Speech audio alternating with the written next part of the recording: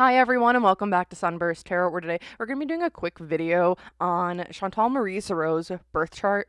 I read birth charts maybe a little bit differently than other people. I'm completely self-taught, and you know what? I kind of just go by how does it feel, while also bringing in elements that like what do we know and what are like big placements. So a little bit of an intuitive type of reading here for me. So looking at Chantal's birth chart, I have her down for March 28th, 1984, and I was scrolling through someone's other video. I think Four Wands Divination has a really great birth chart reading on Foodie. It doesn't include the birth time because we didn't know it at the time that she did it. But I looked at it, and in the comments said Hot Wasabi put out this video, and it has her saying her birthday was at like she was born at like 12:20, and I went and I did the birth chart for it because I'm like, oh cool, 12:20 p.m. That's what I thought it was. So I ran the birth chart for 12:20 p.m. And I'm like, oh yeah, this stuff's all making sense. I then go back to the comment and I watch the clip, and it's like 12:20 a.m. And I go chart the 12:20 a.m. time, and I'm like, this doesn't make sense. So I just want to say Chantal might be a lying liar who lies, allegedly. So I charted for 12:20 p.m. instead.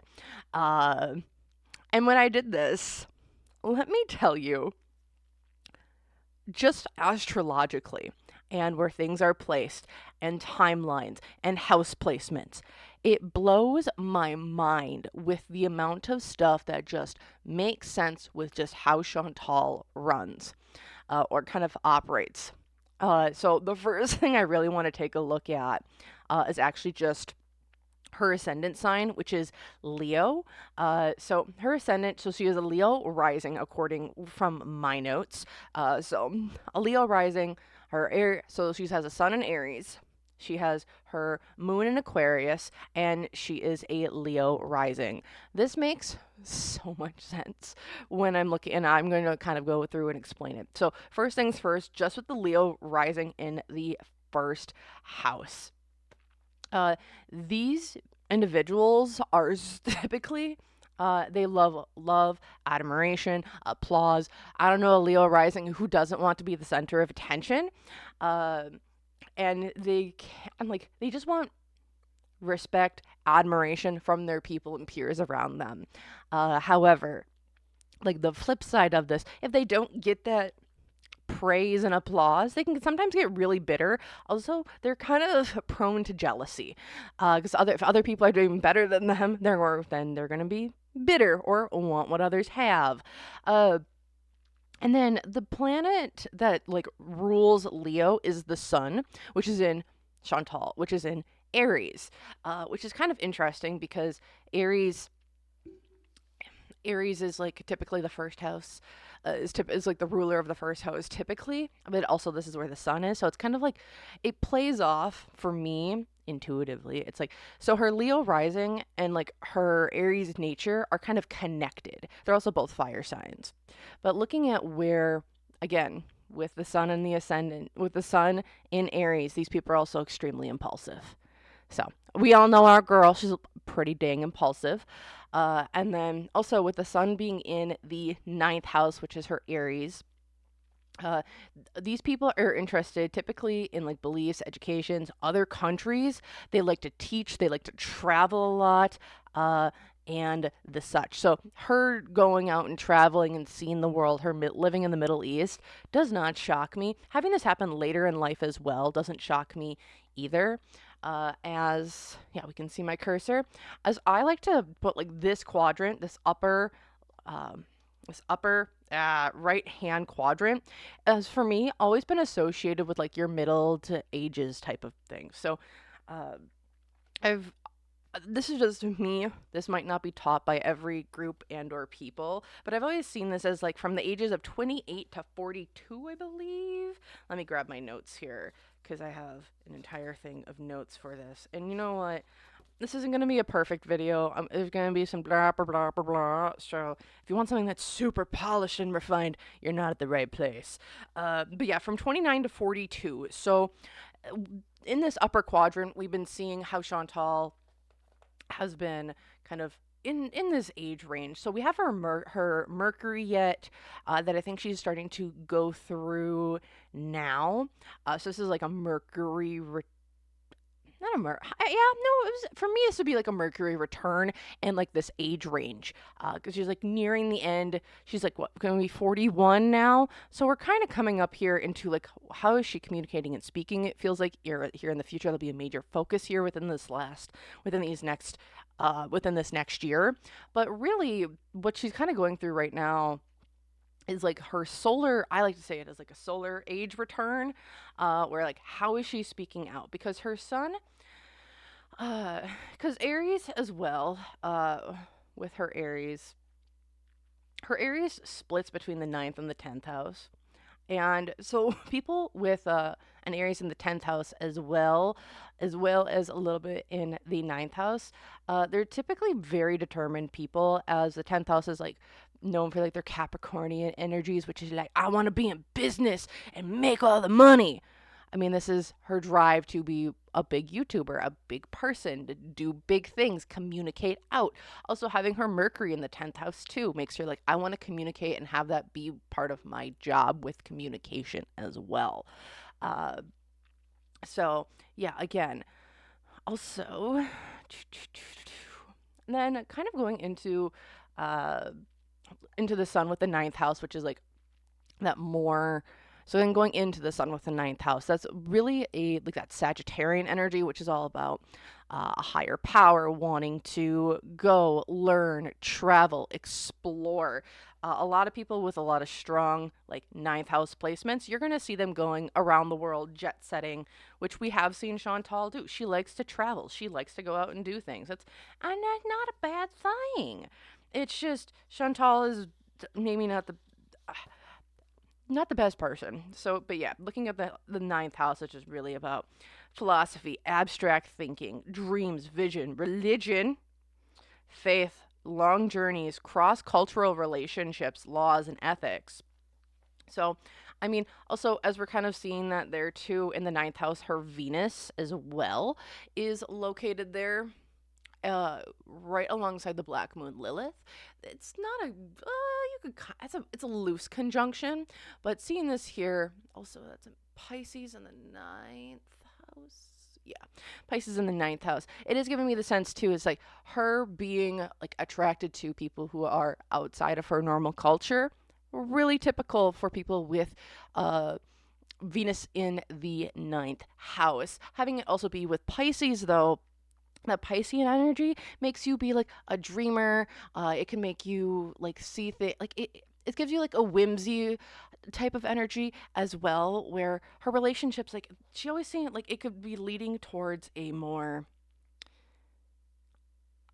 I have a fantasy of what I want, and it's going to be harder for her to make them reality and have that concreteness, especially with the Black Moon Lilith.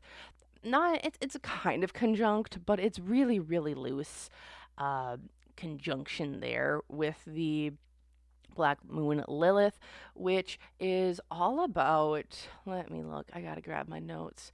Yeah, because at the bottom, because the Black Moon Lilith is all about fascination with self-sacrifice, blending into others, prophetic visions. Gives the ability to feel connected with everything, even in their deepest thoughts and cosmic souls. These people are often wise people, but they also can perceive life as suffering and succumb to various dubious mystical ways that they believe bring mysterious abilities or can heal people. Uh, Beware of alcohol, foot injuries, or loss of consciousness. But kind of seeing this in conjunct a little bit with that Venus there in the ninth house. It also is giving me also with it being Lilith is in the eighth house, which is kind of a more scorpionic type of energy. She's going to have maybe some deep-seated wounds as well. Not wounds, but like interesting ways of looking at relationships, what she wants from relationships, feeling fulfilled in relationships. They might take a little bit more turn for like the taboo or non-conventional types here as well, which will leak into her relationships there with that ninth house and the eighth house, which if we're looking at her just in general, that makes a lot of sense. She's had many different people that she's had relationships with who are outside of her culture. It's been kind of speculated she's not the most vanilla person. I mean, she's kind of said, I'm not that vanilla. And having that, just having struggles with relationships and kind of having them be grounded, stable relationships for her have been difficult. And kind of looking at the stars and the charts, it makes a lot of sense. Uh, and that's kind of been a major theme here since she's been 29 into 42. I mean, we've seen a lot of that, where a lot of that has started coming in, which I'm not shocked, as what she started with BB, then we went to her Green Peen and Lachine, now she's over with Salah, and kind of, I think, still going to kind of keep on that trajectory here, especially for the next year until like her 42nd, where she'll be coming out and going into like that later half of stage of life. So that's what I'm kind of seeing. And again, I don't think it's ever going to stop, but it's definitely something to take note of. The other really interesting things that I found for her chart, uh, I'm not that good at aspects, so like squares, conjunctions, oppositions, trines, cradles. I don't know any of that. I just don't. I'm not that good with it. I'm not there yet. So I'm just kind of going based off of his planets and where they are located within the birth chart and how with the houses that they're in. And I'm just good with conjunctions rather than oppositions or squares. So forgive me. So going through, the next thing that I really, really wanted to look into is I wanted to look at her moon, which is in Aquarius, in the 8th house. So the 8th house is one of, again, that scorpionic energy of death. Let me grab my notes. Why'd I close them? I know I'm gonna need them. But yeah, our 8th house is the house of mysteries: taxes, insurance, death, inheritance, regeneration, sex, partners, resources, loans. This is the planet known for Pluto, or the ruling planet of this house is Pluto, which is all about change, upheaval. It doesn't happen quickly, but it is working through the inner mysteries of life. So seeing her moon here in Aquarius in the 8th house, let me grab it. People with a moon in Aquarius they have really complicated emotions, and a lot of the time some of them don't maybe even know exactly why we might be feeling some way or how we're feeling in some way. But seeing her moon in the 8th house, people, they're kind of always striving for like a sense of security, whether that's in a relationship, in a home, in something more tangible. But I also feel like for it being more in that 8th house too, finding that security, it's like they want to be, at least for Chantal, I feel like how this is kind of morphed, seeing it is also, it's not that, it's like not the black moon, nah, there's nothing there, it feels like. But where I'm really putting this in is with it being in the 8th house. It's given me the sense of like things might be a little bit darker. We want to find security in maybe with money, but we also find security in the morbidities of life, looking at more taboo subjects, whether this is going to be in partners, resources, definitely issues with other things. Also, when it comes to the moon in the 8th house, people with this, because this is like the moon rules kind of your emotions and family, they also may have the ability to get money out of people in unfair ways. But however, they also indicates like a pretty big inheritance. When it comes to the 8th house and people with the moon. So they might get money from a family member or the such. But knowing how Chantal's been going through her grifting era, and really hardcore in her grifting era, and getting money out of people and maybe, oh, I need money for food and shelter. That's kind of like, this is pretty indicative of her being able to do that and do it pretty dang well. So going back into that sun then here really quick, sorry, we're kind of just bouncing around a little bit. Uh, People with the sun in the 9th house, but also sun in Aries, these people are pretty generally healthy, and I think there's also another planet somewhere that like indicates long-standing health, and like pretty hardy person. So Chantal has kind of health on her side from like an astrological standpoint, which might be the reason why she's had so many, why she has been able to kind of push her body to the limits time and time and time again without seeming to break down completely. Again, Sun and the Aries people, they're typically generally very healthy individuals as well. Seeing it with the ninth house, though, they tend to be pretty idealistic and less practical about things. Again, they're all about kind of pushing themselves out there, pushing boundaries, exploring new things, exploring new people, and they have such a they just want to express themselves in a thoughtful way. Um, where are we next? And then here within this next year is what this feels like. This Mercury in Aries, which is up here at the 25th degree in Aries, or no, 20. It's in Aries here in that last here thingy, my bobber with up here. And so again, I don't know everything. I'm working on it. Again, I'm kind of brand new to this. Not brand new, but enough that I can get by, but not uh, but also then looking here with just her sun, or no, her Mercury in Aries in the 10th house. Uh, these people do everything very quickly, and sometimes they say a lot of stuff without thinking, um, as well as like these people need to be challenged. And seeing this with uh, challenged a lot with their thinking, because like it's important to not accept mental stimulation, but also challenges, acknowledges that sometimes it takes time before an idea or goal can be realized. Oh, is that an opposition with? Is that an opposition with Neptune, or is that no? That's Pluto. I think that's Pluto. Yeah, that's Pluto. She's got an opposition with Pluto and Scorpio. We'll have to take a look into that one because it feels like she's not like she struggles to for me, this would be like this is like a struggle to bring things in to communicate what I actually want to communicate. It's like I would struggle with this because and struggle with how I want to communicate, how I want to bring forth change, uh, as well. Oh, we'll take a look into that opposition here really quick. Because also with her Mercury in the 10th house, these people express themselves pretty dang well. Uh, Also, they're really good at planning speeches, achieving their goals, and they're able to present their ideas to the public.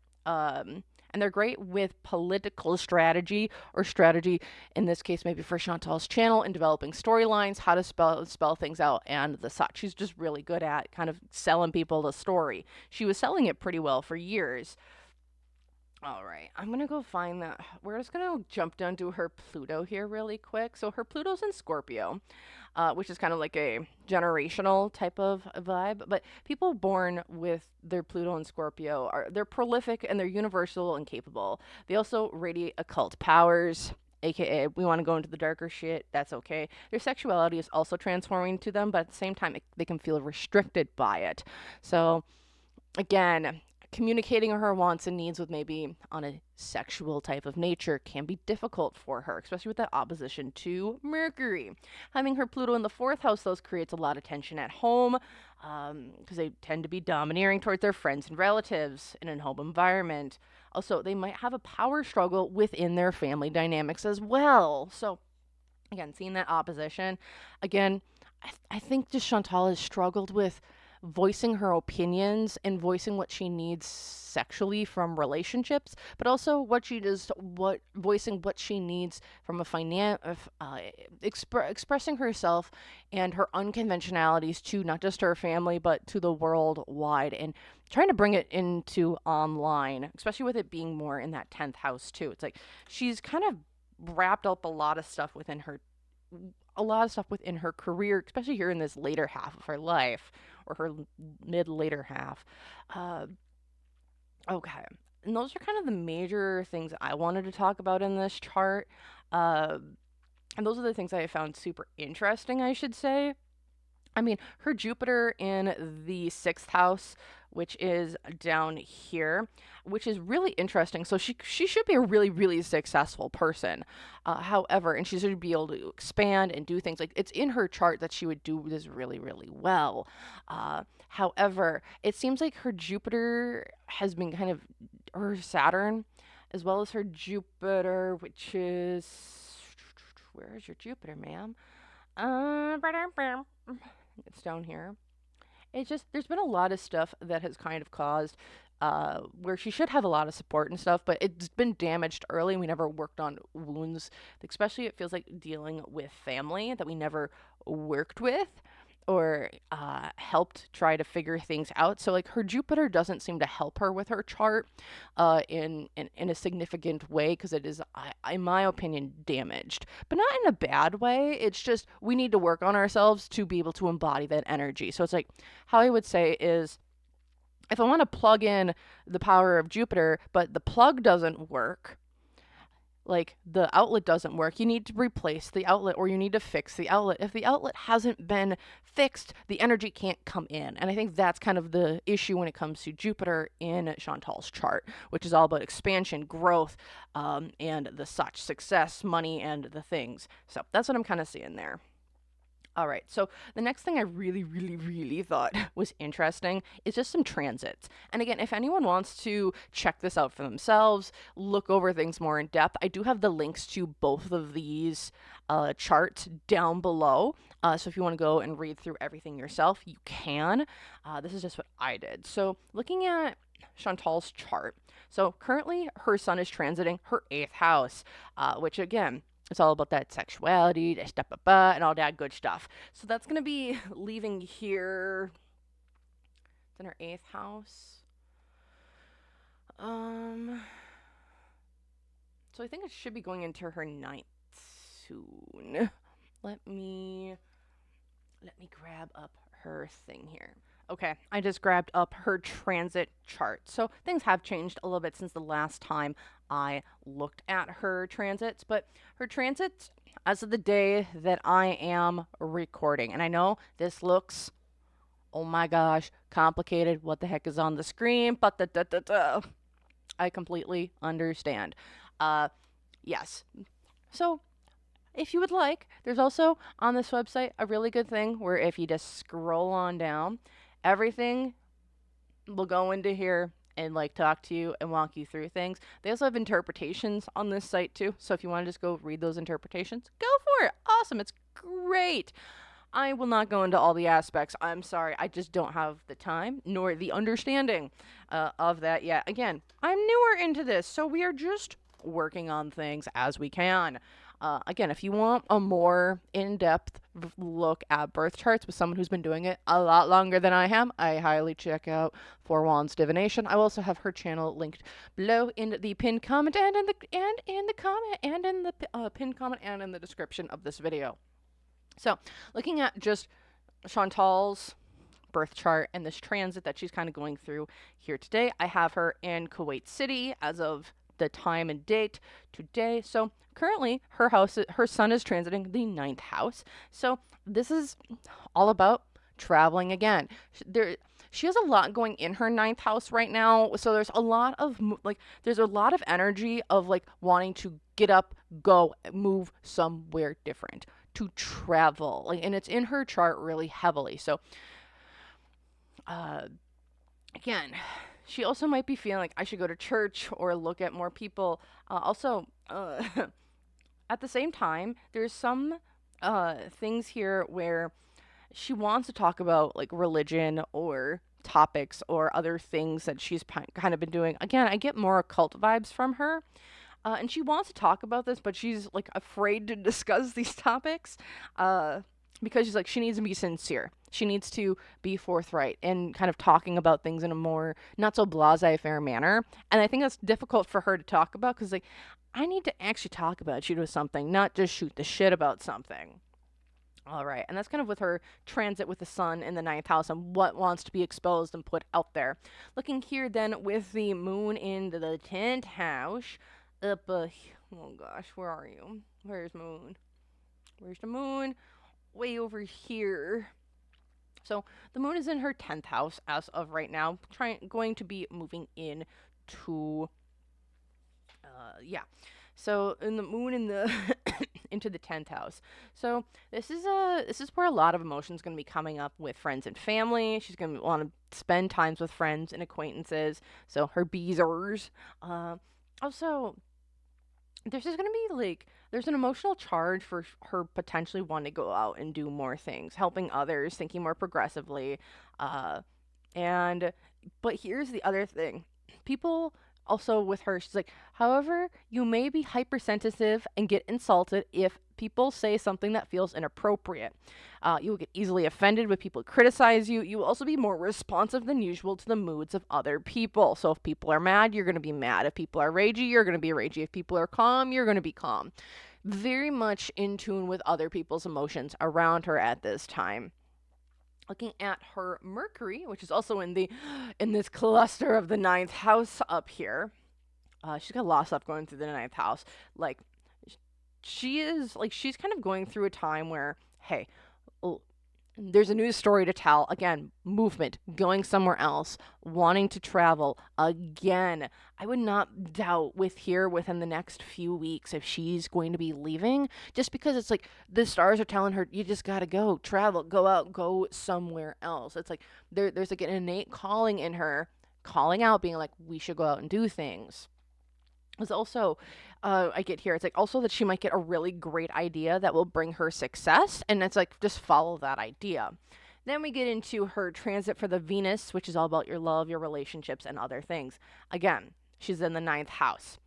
Foreign countries, going away, going somewhere else. Foreign to her, so outside of Canada.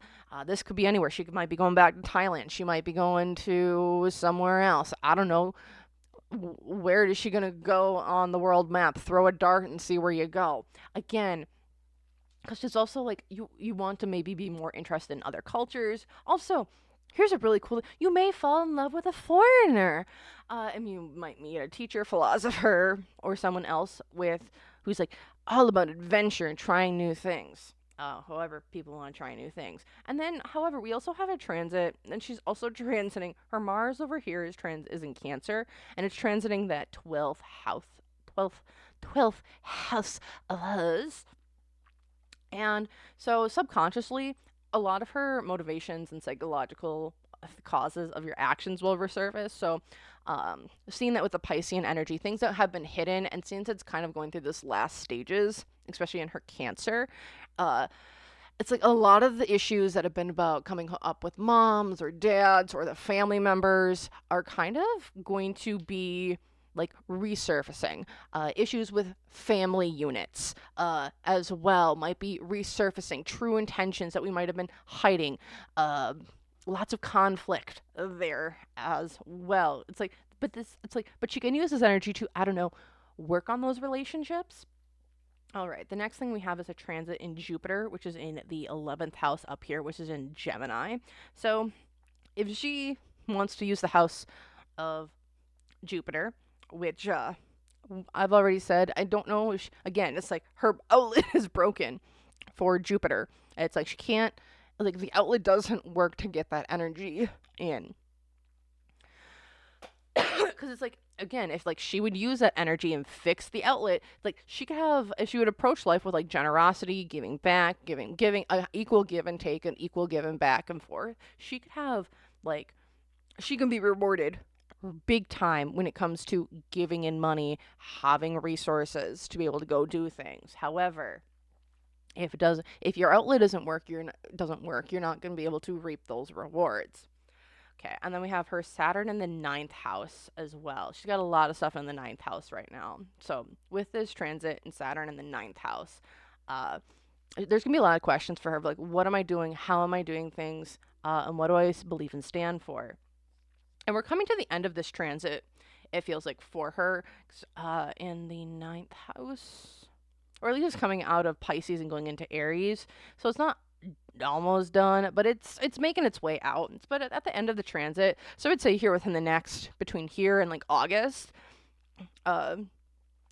if she kind of embraces and like embodies all these things from Saturn and works on her stuff, she will be aware of where she's headed, what she wants, and she may have to deal with a lot of problems when traveling abroad. Also, there might be some legal or judicial problems coming up here if she doesn't get her shit figured out as it kind of exits the ninth house here in the next few months. So dot your I's, cross your T's, and get your shit together is kind of what it's seeming like. Otherwise, we can have some major consequences coming down the pipeline. So looking over here with the transit in Uranus then in the 11th house as well. We have that up here. The thing that I got out of this is she's going to have to question her friendships with people, whether these are going to be long lasting ones or not. It's like, I think a lot of the time she's had a lot of good friends in quotes come in, but it's like, are these actually long term friends who have your back through thick and thin? And so that might be kind of a wibbly wobbly time for her here. And then the last thing that I wanted to really go through was her transit in Pluto in her 7th house, which is over here. Right? Where are you? There you are. There you are. Right up there. So this is a 20-year cycle for her that'll go through this house. So a transit in here brings a lot of changes to her relationships with people, places, and things around her. These next years is going to be one of changing those family relationships, those friend relationships, those romantic relationships, and everything in between. This change will mainly concern conflicts of power and control. You may be aware of people working against you and your interests, and relationship problems may arise. You will tend to attract people who have malicious intentions with you or who tend to want to control you. And that's kind of what I'm seeing here. If she wants to work with this energy and be like, okay, I'm kicking this energy to the curb, she's going to have really good, healthy, and beneficial relationships that are going to come in. But if you manage to pass this transit successfully, you'll be able to build really, really strong relationships based on respect. So it's either get your shit together now or meh. Is kind of what I'm seeing here for transits and Foodie Beauty's relationships and the such. I know some people might be like, oh, it might, like, you have the wrong time, you have this, you did that, you kind of took some creative liberties with things, and I'm like, you know what, sure I have. I'll call it like it is. But here's the thing, I would like to say I think this chart, the one that I have here today, is the one that fits better than, say, the one that she's given us. As I was going through this chart, it was one of everything that I was seeing and hitting and looking at just felt right. So if y'all are interested, again, this is what I got. This is what I feel. Again, I'm not a professional. I'm just learning. And again, I just did some really, really basic things. So if you want to go check that stuff out, again, I have all the links down below. If you want to take a more in-depth look at it, feel free, choose it if you'd like, or if you don't. Otherwise, thank you so much for watching. I will be live tomorrow as I change the date because Beck and Casey from Amberverse are going live on a podcast, and I'm like, oh, I don't want to compete with them. Yeah. So with that, then, I want to say thank you to everyone who's watched. And the such, and I hope y'all had enjoyed this. Again, if you want to go check someone who's been doing this a lot longer and who's probably a lot more like better at this than I am, go check out Four Wands Divination. I will have her video, her astrological videos that she's done on Foodie Beauty, all linked in the description box below. And I will have her channel linked. She's got amazing stuff going on. If you're kind of like been wibbly wobbly with stuff kind of going on in the United States or just in the world in general, feel free. She's got some really great readings. Looking at all of that, including some stuff with celebrities and looking at looking at their birth charts more. So if you're really interested in this type of stuff, feel free to go check that all out. I highly encourage it, as she's done a really good job with it, and she's got a lot of other cool Foodie Beauty readings as well. So thank you all again so much for watching, and I hope to see you guys in my live and in future videos. So thank you, and bye!